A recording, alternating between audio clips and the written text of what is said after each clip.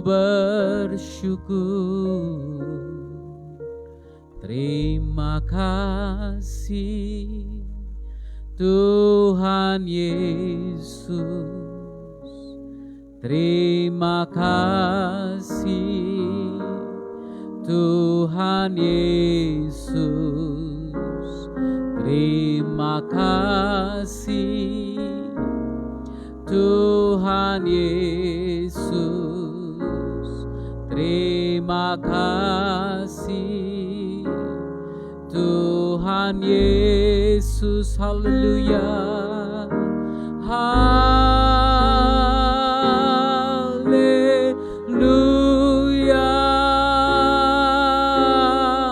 haleluya,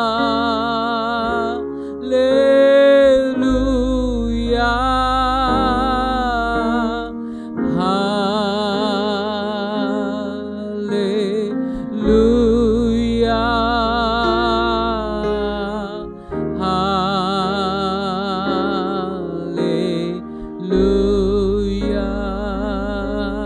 Terima kasih Tuhan Yesus,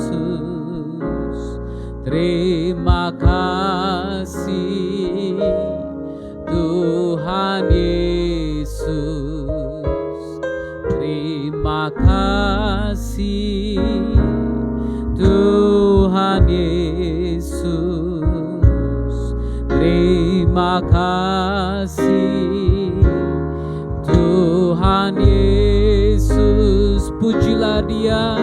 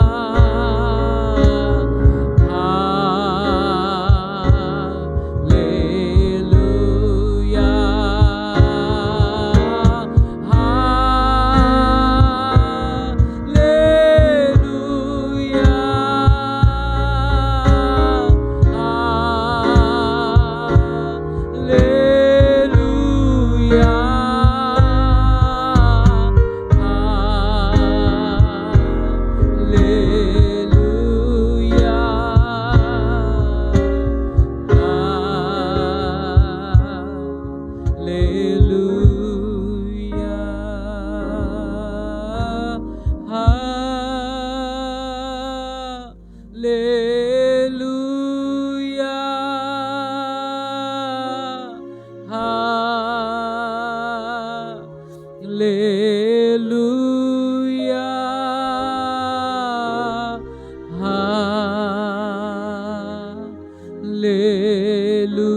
haleluya,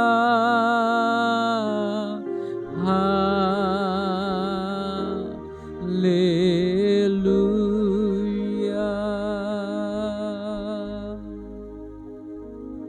haleluya. Artinya terpujilah Yahweh atas segala yang kau lakukan, atas segala sesuatu yang akan kau lakukan dalam hidup kami. Kami memuji Engkau ya Tuhan. Kami meninggikan nama-Mu, kami memuliakan nama-Mu, Tuhan yang hidup, Tuhan yang besar, Tuhan yang layak dipuji, disembah dan diagungkan tinggi. Ajarkan kami kebenaran firman-Mu pada malam ini ya Roh Kudus. Urapi hamba-Mu yang tidak ada apa-apanya ini. Aku hanya alat-Mu yang siap untuk Kau pakai Tuhan. Bicaralah kepada kami, teguhkan dan meteraikan firman-Mu. Biarkan kami bukan saja menjadi pendengar-pendengar firman, tapi juga pelaku-pelaku firman bagi kemuliaan nama Tuhan Yesus Kristus. Dalam nama-Mu yang kudus kami berdoa dan bersyukur. Haleluya. Amin. Amin. Shalom saudara. Kita bersyukur kita masih bisa berkumpul dalam hadirat Tuhan pada malam ini. Kita sudah belajar dari Matius sampai pasal yang ke-14 ayat yang ke-21. Hari ini kita akan lanjutkan pembahasan kita dari Matius 14 ayatnya yang ke-22. Haleluya. Matius 14 ayat 22 sampai 33. Ini satu ayat atau satu perikop yang sudah sangat biasa Anda baca, yang sudah sangat biasa Anda dengar, bahkan bagi anak-anak sekolah minggu ada lagu yang ditulis ya. Nah, kita lihat di ayat 22 saya baca, lalu kemudian ayat 23 Anda yang bacakan. Selanjutnya demikian sampai ayat yang ke-33. Oke? Ayat 22, sesudah itu Yesus segera memerintahkan murid-muridnya naik ke perahu dan mendahuluinya ke seberang, sementara itu ia menyuruh orang banyak pulang.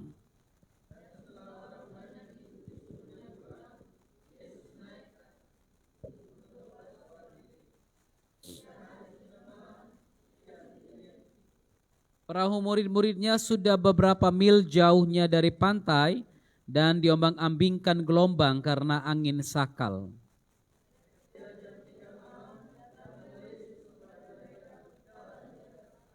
Ketika murid-muridnya melihat dia berjalan di atas air, mereka terkejut dan berseru, "Itu hantu!"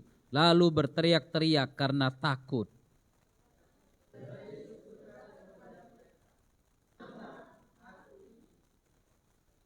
Lalu Petrus berseru dan menjawab dia, "Tuhan, apabila Engkau itu, suruhlah aku datang kepadamu berjalan di atas air."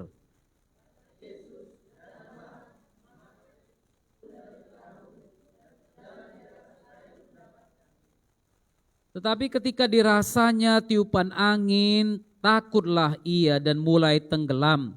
Lalu berteriak, "Tuhan, tolonglah aku."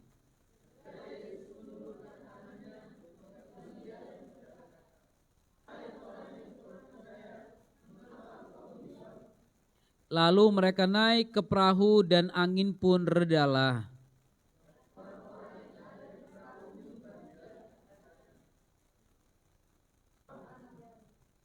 Haleluya. Kita sudah lihat sampai ayat sebelumnya, ya saudara bisa mendengar, membaca. Minggu lalu kita bahas tentang Yesus yang memberi makan 5.000 orang. Dan kita sudah tahu kalau dia bukan Tuhan tidak mungkin hal ini terjadi, amin. Lalu kemudian di ayat 2 kita melihat lagi apa yang dilakukan Yahweh Zebaot ini, Tuhan semesta alam ini. Haleluya. Yang pertama tadi saya katakan bukti bahwa dia Tuhan semesta alam, dengan 2 ikan 5 roti dia memberi makan sekitar 20.000 orang. Lalu kemudian di sini saudara melihat bagaimana Yesus berjalan di atas air. Dalam firman Tuhan Anda bisa banyak baca tentang Tuhan yang adalah Tuhan di atas segala sesuatu. Tuhan di atas langit dan bumi, Tuhan yang ada di atas air. Coba jawab, mana tahu ada Tuhan yang sedang telepon Anda sekarang. Haleluya. Gak apa-apa. Kalau ada pesan boleh disampaikan kepada kita ya. Ayat yang ke-22 ini, segera sesudah Yesus memberi makan 5.000 orang laki-laki yang ada di situ, dia memerintahkan murid-muridnya naik ke perahu. Saya tadi baca-baca sedikit Matthew Henry bilang apa tentang ini. Saya pada waktu baca saya bilang, oh iya betul juga ya. Karena Yohanes mencatat begini di ayat 14, Yohanes pasal 6, dikatakan ketika orang-orang itu melihat mujizat yang telah diadakannya, mereka berkata, dia ini adalah benar-benar nabi yang akan datang ke dalam dunia. Ya, karena apa saudara?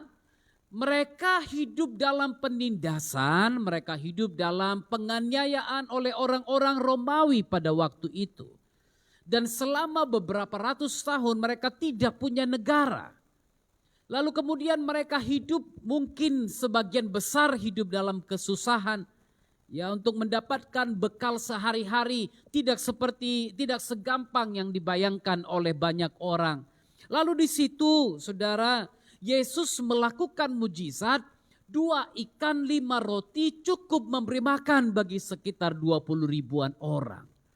Ini sesuatu yang luar biasa bagi mereka. Wah, kalau kita punya raja yang kayak gini, apa enggak luar biasa dahsyat, gak usah lagi kerja, gak usah lagi cari ikan, gak usah lagi tanam gandum ya, Gak usah lagi tanam padi, tinggal ambil 5 roti, pecah-pecahkan aja jadi semuanya. Nah makanya di ayat 15, karena Yesus tahu bahwa mereka hendak datang dan hendak membawa dia dengan paksa untuk menjadikan dia raja, ia menyingkir pula ke gunung seorang diri. Ada pengharapan yang salah di sini. Ya, sama seperti Yudas Iskariot yang berharap Yesus bisa datang menjadi pahlawan bagi Israel pada masa itu. Di sini orang-orang yang diberikan makan oleh Yesus mempunyai keinginan, kalaulah dia ini raja kami, betapa indahnya hidup ini. Ya kan saudara, kadang-kadang kita yang terpesona dengan berkat-berkat Tuhan, seolah-olah kita ya kalau terus kayak gini kan gak perlu kerja lagi, ya kan. Kalau terus ada berkat mengalir, ya kan gak perlu kerja keras lagi. Tapi Tuhan tidak mau kita terpesona dengan mujizat. Tuhan tidak mau kita terpesona dengan berkat yang Dia berikan. Haleluya. Itu sebabnya tiap-tiap orang harus bekerja dengan tangannya untuk makan. Amin. Itu yang firman Tuhan katakan. Yesus tahu itu, dan itu sebabnya mungkin biasa kan siap makan, cerita-cerita lah dulu, gak usah pulang. Mana tahu sarapan pun disiapkan lagi nanti. Ya kan, siap makan, nah gak mau pulang saudara. Masih kongko-kongko, ini udah hampir jam 3, jam 4 menuju ke jam 6 sore. Dan Yesus akhirnya berpikir apa? Saya percaya Yesus bilang, udah murid-murid pergi dulu. Karena kalau murid-murid pergi mereka tahu gak ada lagi yang membantu Yesus di situ. Ya, Yesus perintahkan murid-muridnya naik ke perahu dan mendahului dia ke seberang. Sementara itu dia menyuruh orang banyak pulang. Setelah murid pulang, ya kan, mungkin Yesus pelan-pelan diam-diam bilang, Bud pergi dulu Bud. Ya kan, Jos pergi. Yang ini yang beberapa ini pergi dulu, pergi. Jangan ada yang nampak kalian di sini menghilang dulu. Kalau kalian pergi, maka aku bisa suruh orang ini pergi. Ya kan? Pergilah Petrus, pergilah Yohanes, diam-diam naik ke perahu dan berangkat.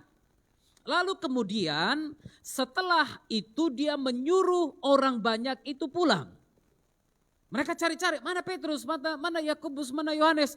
Udah enggak ada, ayo boy, pulang boy gitu kan. Enggak ada lagi yang bantu Yesus di sini. Lalu Yesus naik ke atas bukit untuk berdoa seorang diri.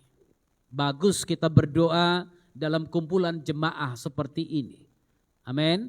Karena saya percaya doa corporate itu sangat besar kuasanya. Doa orang benar yang bersama-sama dinaikkan itu sangat besar kuasanya. Doa sepakat itu sangat besar kuasanya. Tapi bukan hanya itu, kita butuh doa seorang diri. Yesus ajarkan itu, ketika kamu berdoa, masuklah ke dalam kamarmu dan berdoalah seorang diri kepada Bapamu yang ada di sorga. Haleluya. Di sini Yesus berikan teladan kepada kita. Matius mencatat ini secara khusus karena saya percaya Matius melihat ini sesuatu yang penting dalam kehidupan Yesus. Anda boleh lakukan pelayanan hebat. Nah biasa ini saudara, kami hamba-hamba Tuhan, saya aku dosa juga di hadapan saudara. Kadang-kadang kalau udah siap pelayanan luar biasa Tuhan lakukan mujizat, rasanya capek mau tidur. Ya kan? Tapi kalau Anda tidak menaklukkan diri Anda, melatih diri Anda untuk bisa bangkit dari kecapekan itu dan kemudian bersekutu dengan Tuhan, maka banyak hal lain yang dapat terjadi dalam hidup saudara.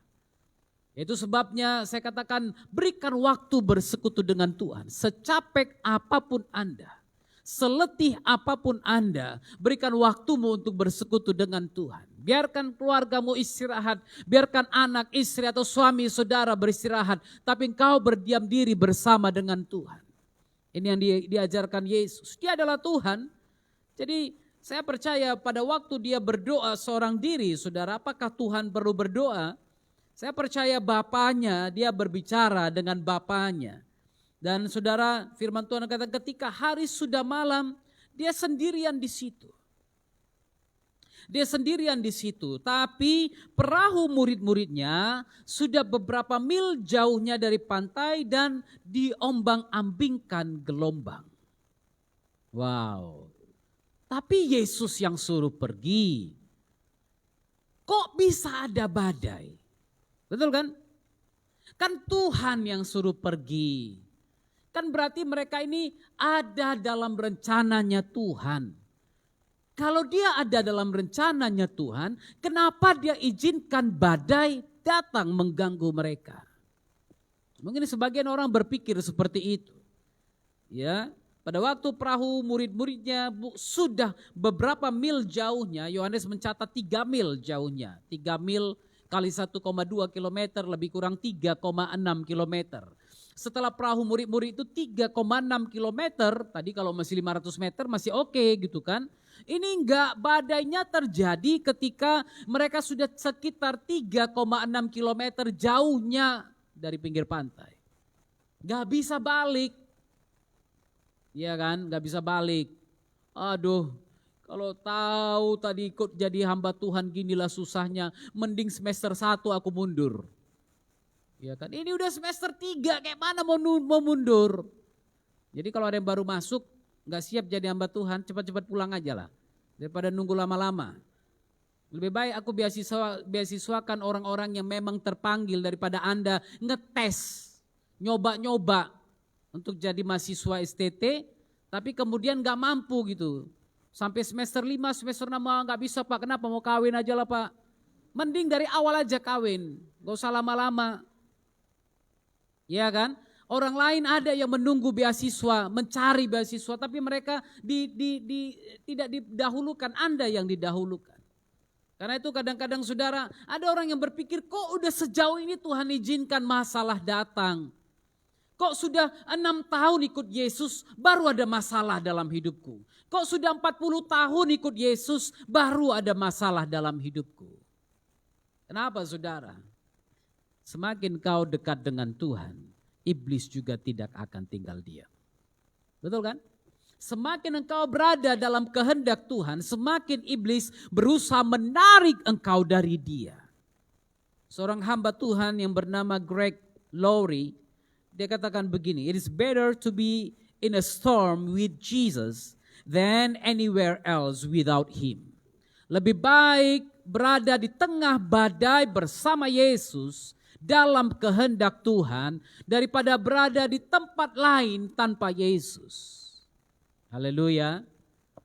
Kan Tuhan gak pernah janji langit akan selalu biru. Iya kan? Kan Tuhan gak pernah janji, oh kau gak akan punya masalah, gak ada. Oh jadi Kristen kau terus diberkati, gak pernah. Amin. Kan ada janjinya itu. Tuhan tak pernah janji, langit selalu biru. Ingat tuh anak yang nyanyi itu? Iya kan? Tuhan gak pernah janji begitu kok.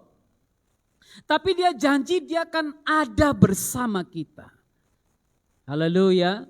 Dia janji dia akan bersama dengan engkau sekalipun engkau berjalan di dalam api. Yesaya berapa itu? 43 ya? Coba lihat.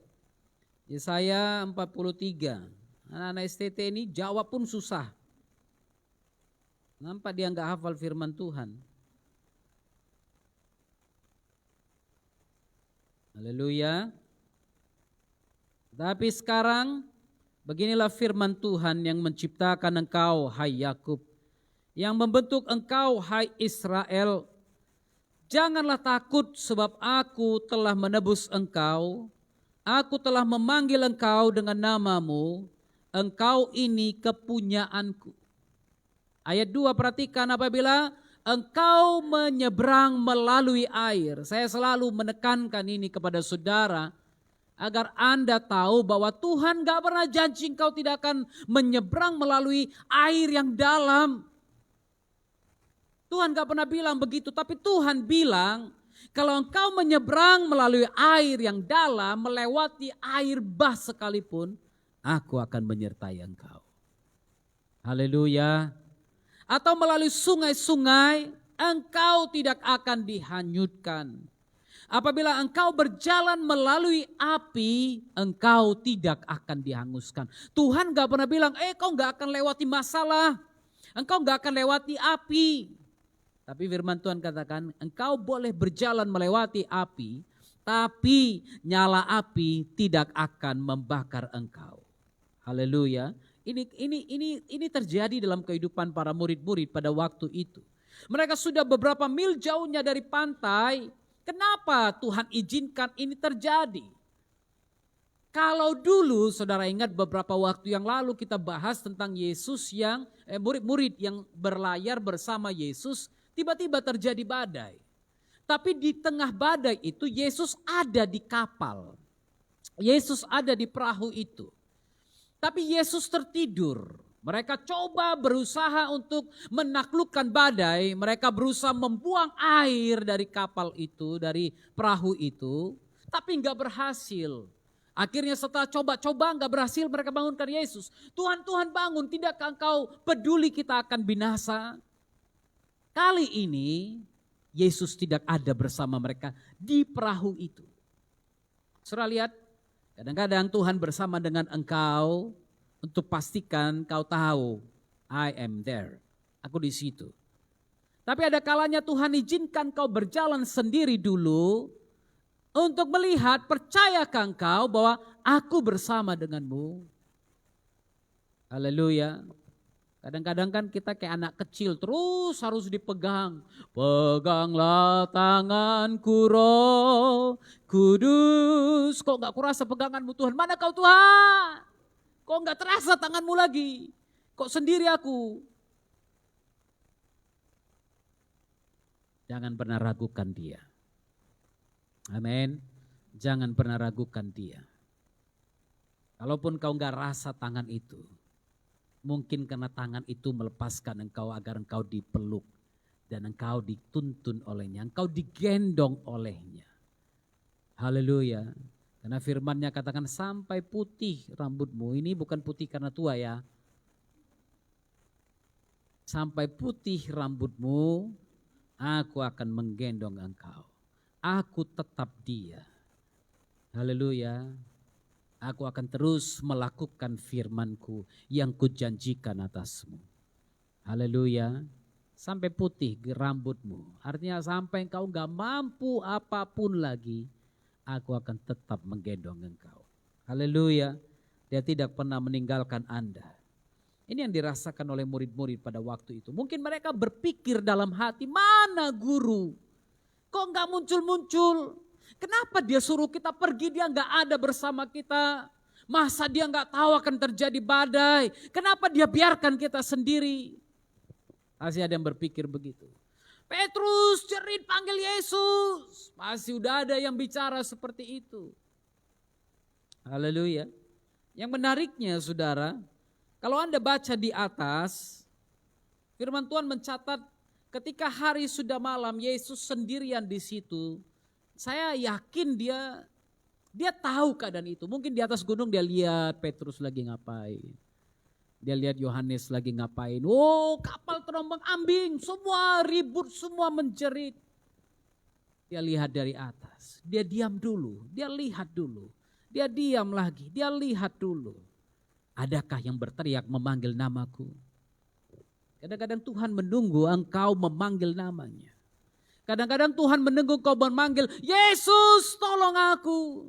Tapi saudara perhatikan ini, saya rasa mereka enggak ingat tentang Yesus. Ini perasaan saya aja lah. Ya kan? Kadang-kadang di tengah masalah kita pun kita enggak ingat akan Yesus. Kita lupa akan Yesus. Kita lupa ada satu juru selamat yang terus menunggu kamu, menunggu kita. Kita lupa akan itu. Dan kira-kira jam 3 malam dia tunggu sampai mereka panggil. Mungkin mereka enggak panggil-panggil, akhirnya datanglah dia. Kenapa jam 3 malam? Kalau Anda pelajari dalam Keluaran, Anda bisa lihat pada waktu tiang api, tiang awan itu berjalan, khususnya tiang api. Tiang api itu berjalan pada waktu pergantian jam malam. Keluaran 14 ayat 24, sebentar coba kita lihat. Keluaran 14 ayat yang ke-24. Dan pada waktu jaga pagi, Yahweh, Tuhan yang di dalam tiang api dan awan itu memandang kepada tentara orang Mesir.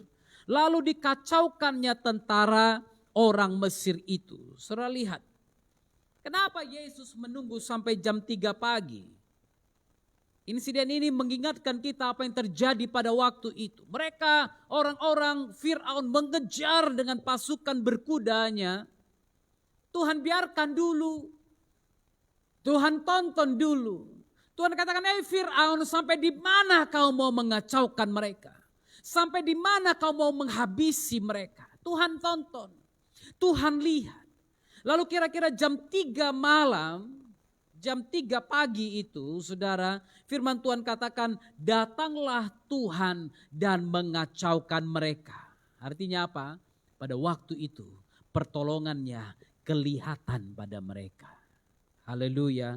Pertolongannya terlihat. Karena apa? Penjaga Israel tidak pernah terlelap dan tidak pernah tertidur. Haleluya. Haleluya.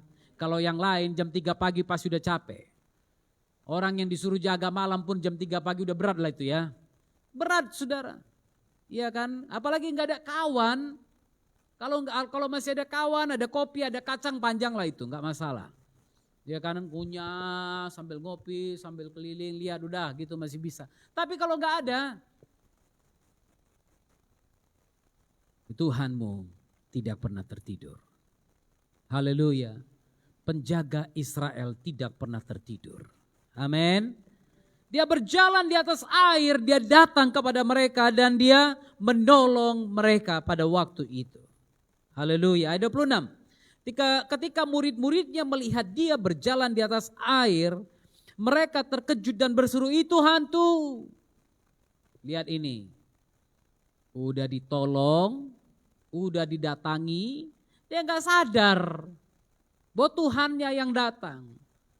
Itu hantu katanya. Sama seperti orang-orang Kristen pertama pada waktu mereka berkumpul berdoa agar Tuhan mengeluarkan Petrus dan Silas dari penjara. Ya kan? Lalu setelah Petrus keluar, Petrus datang ke rumahnya mereka yang sedang berdoa, ketuk pintu.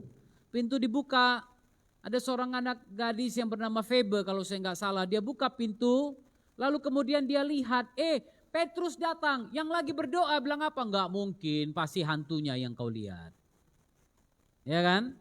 Kadang-kadang orang Kristen kayak gitu. Berdoa, minta Tuhan tolong. Tuhan tolong. Gak adanya Tuhan tolong. Itu kan kawanku yang tolong. Itu bosku yang tolong. Itu kan kerja kerasku, makanya aku tertolong. Iya kan? Kita minta tolong dan Tuhan tolong. Waktu ditolong gak tahu terima kasih. Gak sadar dia sudah ditolong. Tapi nyanyinya, pertolonganmu begitu ajaib, kau telah memikat hatiku, kini mataku tak sanggup lagi, ku mau tidur sekarang. Itu anak siapa itu? Anak Pak Christian. Dia berdoa, dia nyanyi lagu itu katanya. Tapi endingnya dia bilang, saking ngantuknya dia bilang, kini mataku tak sanggup lagi katanya. Lalu dia akhirnya salah nyanyi saudara dan tertidurlah. Dan banyak orang Kristen seperti itu. Banyak orang Kristen yang seperti itu, Tuhan tolong. Tapi pada waktu Tuhan datang, dia enggak sadar pertolongan itu datang dari Tuhan. Ya kan? Aku melayangkan mataku ke gunung-gunung. Dari manakah datangnya pertolonganku? Pertolonganku datangnya dari Tuhan, Yahweh, yang menciptakan langit, bumi, dan segala isinya. Haleluya. Saudaraku, belajarlah mengenal Tuhan. Belajarlah mengenal Tuhan. Belajarlah mengenal hadirat Tuhan. Seringkali kita begitu sensitif dengan hantu. Kita begitu peka dengan hadiratnya hantu. Tapi kita enggak peka dengan hadiratnya Tuhan. Sama seperti murid-murid. Yesus berkali-kali menegur mereka. Yesus berkali-kali mengingatkan mereka. Hati-hati dengan ragi Farisi. Hati-hati dengan ragi orang-orang Saduki. Dan lain sebagainya. Yesus peringatkan mereka, artinya apa? Jangan percaya mitos-mitos mereka. Jangan percaya apa yang mereka ajarkan, berhati-hatilah. Sekarang ini kita lagi musim, lagi marak-maraknya, bahkan ada satu pelawak yang khotbah, yang cerita, kalau khotbah lawak terus, tapi sekarang dia cerita tentang setan terus. Ya kan? Lalu kemudian kita orang Kristen juga ikut-ikutan dengar, padahal dia sendiri bilang apa? Setan itu senang kali kalau namanya disebut. Ya kan? Tapi dia terus bicara tentang setan. Dan orang Kristen pun terus dengar tentang setan. Nonton tentang setan. Semuanya tentang setan. Jangan buat setan bangga, saudara. Iya kan? Jangan buat setan bangga. Saya selalu katakan ini. Gak perlu engkau nonton film-film hantu. Bayar film hantu sampai ketakutan, bayar mahal-mahal duduk di bioskop. Kayak Mr. Bean tuh. Masuk ke bioskop nonton film hantu, ketakutan terakhir. Dia tutup mata, dia tidur, pulang gak sadar, udah siap baru bangun. Iya kan? Untuk bioskop bayar mahal-mahal bisa nonton film hantu. Paling ketakutan, jantung degap-degup. Datang dalam gereja persembahan 2.000 perak. Itu pun susah. Iya kan? Orang Kristen zaman sekarang. Untuk merasakan hadirat hantu, dia bayar banyak-banyak. Untuk rasakan hadirat Tuhan, dia merasa dia gak perlu datang bawa apapun ke dalam rumah Tuhan. Tapi itu pun biarin saja. Jangan takut, hamba Tuhan tetap makan kok. Gereja tetap berjalan. Haleluya. Ayat yang ke-27.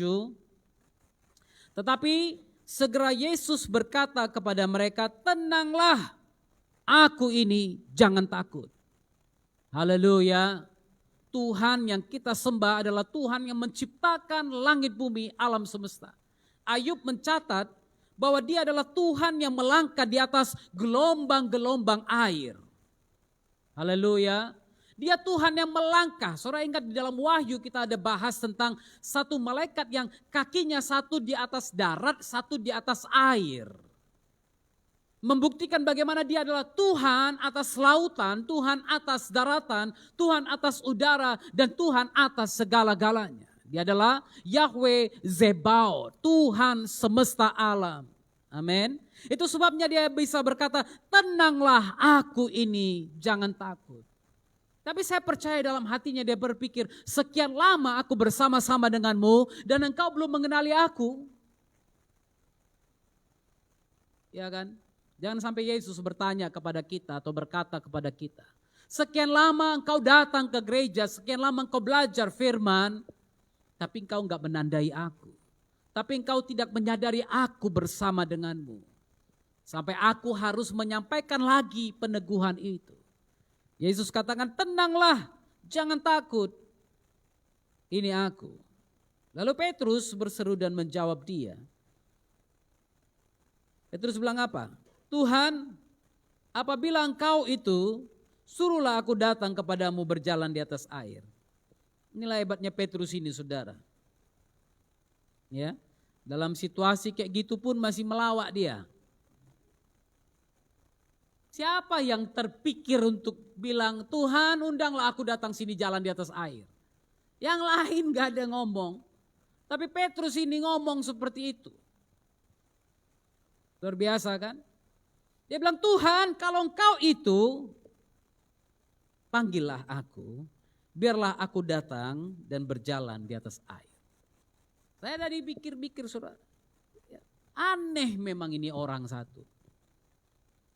Yang lain tutup mulut ketakutan, yang ini satu justru ngomong, kalau engkau itu biarlah aku datang, suruhlah aku datang kepadamu. Tapi saya rasakan ada sesuatu yang berbeda dalam dia. Haleluya. Dia tahu itu gurunya. Dan kalau itu benar gurunya, saudara lihat nih, jiwa heroiknya muncul. Iya kan? Jiwa heroiknya muncul. Kalau itu guru, dia pasti akan suruh aku datang berjalan di atas air. Tapi kalau itu hantu, dia pasti gak akan suruh aku datang. Iya kan? Mungkin dia mikir gitu, lebih baiklah aku tantang dulu, ini betul-betul Tuhan atau enggak. Daripada satu kapal binasa nggak apa-apa lah aku sendiri yang tenggelam gitu kan. Petrus bilang, Tuhan kalau itu engkau, biarkan aku berjalan bersama denganmu. Puji Tuhan, Yesus berkata, datanglah. Haleluya. Saudara, saya kagum dengan imannya. Mungkin Anda tertawa karena dia tenggelam. Tapi ketahuilah, dia sempat berjalan di atas air itu. Haleluya. Pernah berjalan di atas air? Enggak pernah. Tahun 70-an, Anda boleh baca bukunya Meltari, Like a Mighty Wind, seperti tiupan angin kencang. Kalau kalian yang sama Ibu Ice Tari, mungkin boleh tanya-tanya Ibu Ice Tari bisa ceritakan, karena kejadian ini di kampung mereka. Tahun 70-an pada waktu mereka mengalami kepenuhan Roh Kudus di NTT, hamba-hamba Tuhan yang ada di situ, dari satu pulau ke pulau yang lain, pada waktu mereka mau melayani di situ, mereka kesusahan. Karena ada saatnya gelombang besar terjadi dan mereka nggak bisa naik kapal. Nah, apa yang dilakukan hamba-hamba Tuhan ini? Mereka berdoa dan sepakat mereka akan coba jalan di atas air. Dan mereka benar-benar jalan di atas air. Keliling dari satu pulau ke pulau lain berjalan di atas air. Dan mereka adalah hamba-hamba Tuhan yang menggoncang NTT pada masa itu. Sehingga disitulah terjadi di mana air, ada satu sumur yang bahkan mereka doakan berubah menjadi anggur. Saya pernah minum airnya. Air sumur itu berubah menjadi anggur. Dan sampai hari ini anggur itu disimpan dalam satu botol. Setiap kali diadakan perjamuan kudus setahun sekali, air anggur itu akan dituang dan tidak pernah berkurang isinya. Saya nggak tahu sekarang udah berkurang atau tidak. Tapi terakhir yang saya tahu, anggur itu tidak pernah berkurang isinya. Haleluya. Tuhan kita adalah Tuhan yang terus melakukan mujizat. Tuhan yang konsekuen dengan janjinya. Haleluya. Itu sebabnya saudara, apa yang dicatat firman Tuhan bukan hanya ilusi. Ini bukan ilusi. Tapi ini kejadian nyata yang kalau engkau lakukan juga engkau pasti bisa berjalan di atas air. Tapi enggak perlu panggil wartawan, enggak perlu panggil media untuk meliput. Lihat nih ya, aku jalan di atas air. Nanti tenggelam pula kita sama-sama. Haleluya, artinya apa? Kalau Tuhan tidak perintahkan, jangan lakukan sesuatu. Amin. Karena Yesus bilang datanglah, maka dia datang, saudara. Amin. Dan itu sebabnya saya katakan, lakukan sesuatu atas perintah Tuhan. Perhatikan di awal, Yesus memerintahkan murid-muridnya naik ke perahu dan mendahuluinya ke seberang. Itu sebabnya penjagaan Tuhan ada atas mereka. Itu sebabnya penyertaan Tuhan ada atas mereka. Karena apa? Mereka tunduk, mereka taat kepada perintah gurunya. Mereka taat kepada perintah Yesus. Dan akhirnya mereka aman bersama Yesus. Haleluya. Haleluya. Amin. Tapi ketika dirasanya tiupan angin, ini Petrus nih, udah jalan di atas air.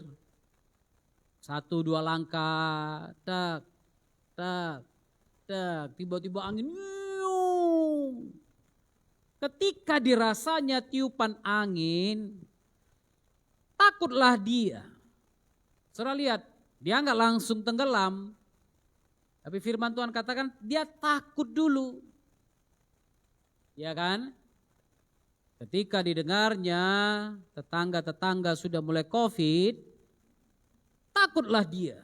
Loh, ini kapan masuk ke rumahku? Ya kan?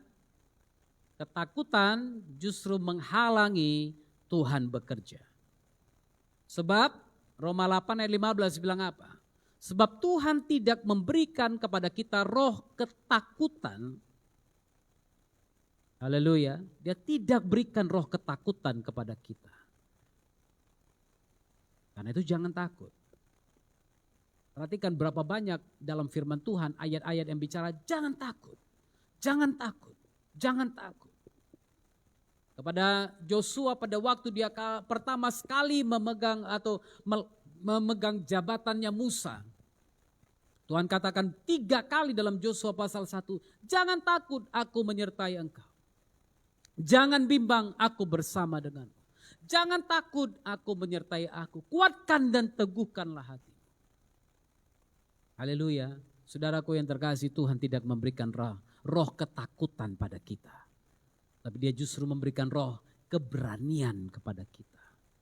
Amin. Apapun masalah yang ada, sampaikan dalam nama Yesus, maka mujizat pasti terjadi. Iblis lari tunggang langgang. Amin. Karena dia Tuhan semesta alam dan dia mampu bertindak. Karena itu pada waktu dia mulai ketakutan, apa yang terjadi? Mulai dia tenggelam. Puji Tuhan, Yesus bersama dengan dia pada waktu itu. Lalu berteriaklah dia, Tuhan tolonglah aku. Saya nggak tahu berapa paniknya, karena mungkin dia kayak saya nggak bisa berenang. Iya kan? Di kapal tuh aja mungkin, tapi nggak mungkin lah dia nelayan. Karena aku kan nggak nelayan, petaninya aku kan. Dia nelayan saudara, nggak mungkin nggak bisa berenang. Tapi perhatikan ini saudara ini. Nah dia nelayan tapi takut dengan badai yang ada pada waktu itu. Bisakah Anda bayangkan betapa besar badai itu? Haleluya. Bayangkan berapa besar badai itu sehingga Petrus yang adalah nelayan sendiri ketakutan. Takut. Mungkin saja dalam badai itu iblis memang berusaha untuk menenggelamkan mereka. Supaya apa? Pekerjaan Tuhan terhenti. Iblis berusaha untuk membunuh mereka supaya pekerjaan Tuhan terhenti. Karena iblis berpikir kalau 12 orang ini selamat, habis aku. Kadang-kadang ada berbagai cara yang iblis lakukan agar engkau juga binasa. Karena mungkin ada rencana Tuhan besar dalam hidupmu.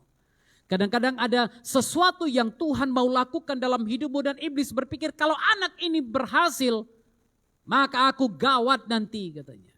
Iblis berpikir apa? Aku harus matikan dia sebelum dia jadi hamba Tuhan.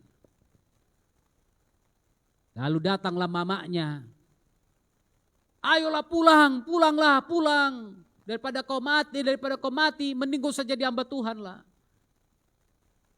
Ya kan? Hati-hati. Hati-hati. Iblis punya berbagai cara untuk menghancurkan pilihan yang kau buat.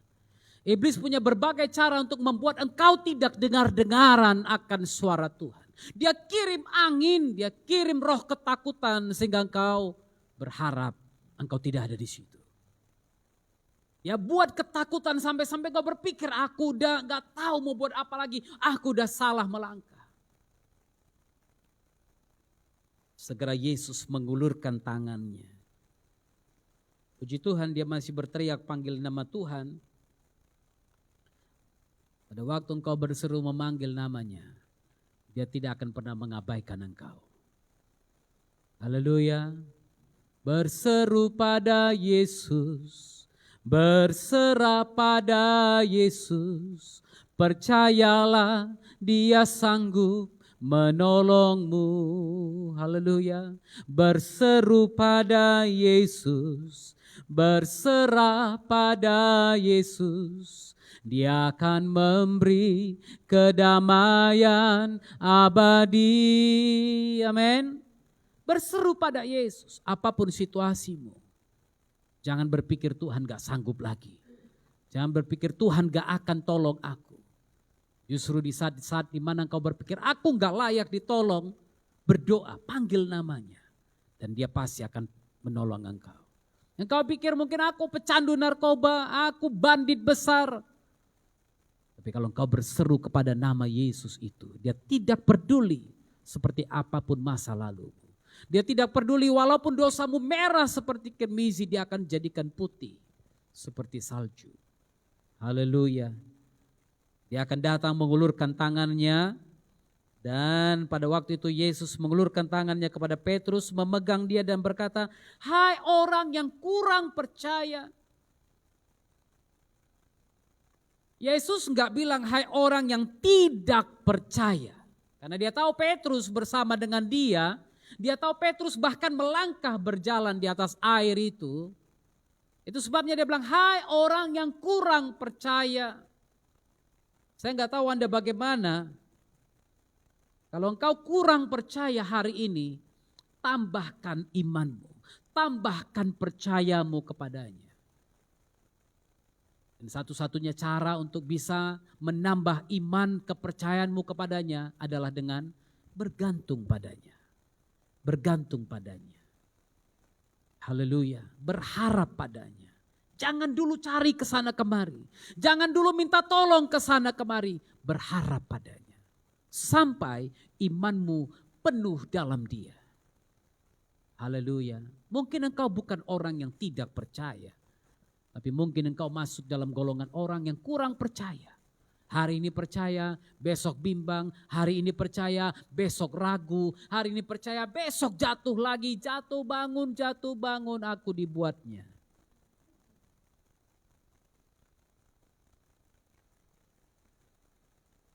Haleluya. Kalau engkau kurang percaya, minta Dia. Tuhan, tolonglah aku yang kurang percaya ini. Ada seorang bapak yang anaknya kerasukan setan. Dia udah berjumpa dengan murid-murid usir tengking, setan gak pergi-pergi. Lalu dia tunggu Yesus turun. Yesus katakan, apa yang kau mau aku lakukan? Tuhan, supaya roh jahat ini meninggalkan anakku. Lalu kemudian bapak itu berkata kepada Yesus, Tuhan, tolonglah aku. Berikan aku iman itu. Tolonglah aku yang kurang percaya ini. Minta pada Yesus. Percaya. Dia pasti akan menolong saudara. Mengapa engkau bimbang?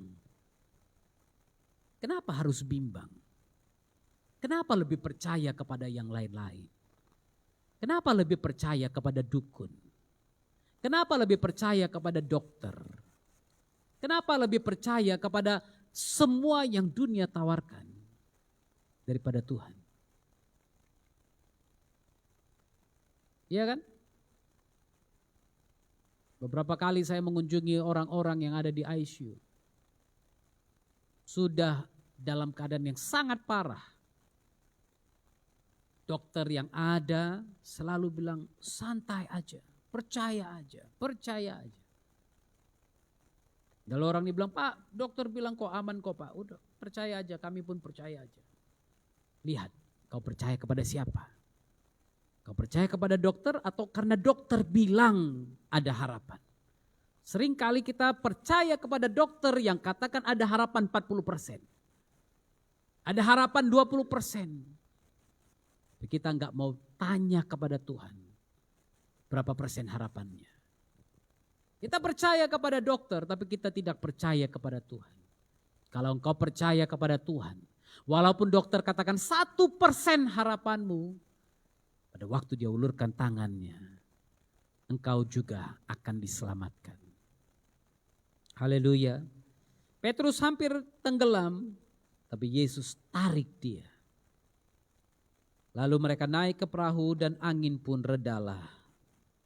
Barulah kali ini, kedua kalinya mereka berkata, sungguh engkau anak Yahweh yang besar itu. Haleluya. Saudara, saya mau ingatkan kembali kepada saudara. Jangan terus-terusan bimbang. Jangan terus-terusan menguji Tuhan. Gak perlu minta tanda terus dari Tuhan. Cukuplah, berhentilah minta tanda. Letakkan harapmu padanya. Percaya saja kepadanya. Haleluya. Mari kita berdoa bersama-sama.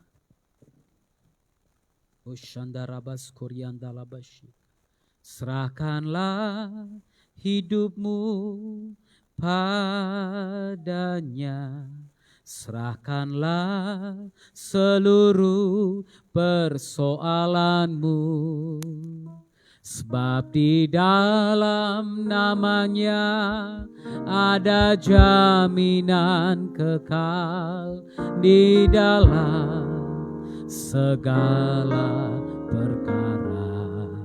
Katakan sekali lagi, serahkanlah hidupmu padanya. Serahkanlah seluruh persoalanmu.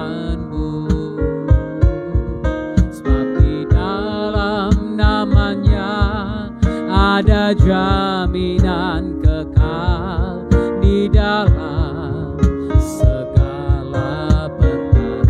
Berseru pada Yesus, berseru pada Yesus, berserah pada Yesus. Percayalah Dia sanggup menolongmu. Berseru padanya, berseru pada Yesus. Berserah pada Yesus, Dia akan memberi kedamaian abadi. Sama-sama kita katakanlah, serahkanlah hidupmu padanya. Serahkanlah, ingatkan dirimu untuk berserah pada Yesus. Ingatkan dirimu untuk menyerahkan persoalanmu kepadanya. Karena di dalam namanya engkau punya jaminan kekal. Jaminan bahwa kau bersama dengan Dia dan Dia tidak pernah meninggalkan engkau. Berseru padanya, berseru pada Yesus. Berserah pada Yesus. Percayalah Dia sanggup menolongmu. Berseru pada Yesus, berserah pada Yesus. Dia akan memberi kedamaian abadi. Berseru pada Yesus, berserah pada Yesus. Percayalah Dia sanggup menolongmu. Berseru pada Yesus, berserah pada Yesus. Dia akan memberi kedamaian abadi. Dia akan memberi kedamaian abadi. Dia akan memberi kedamaian abadi.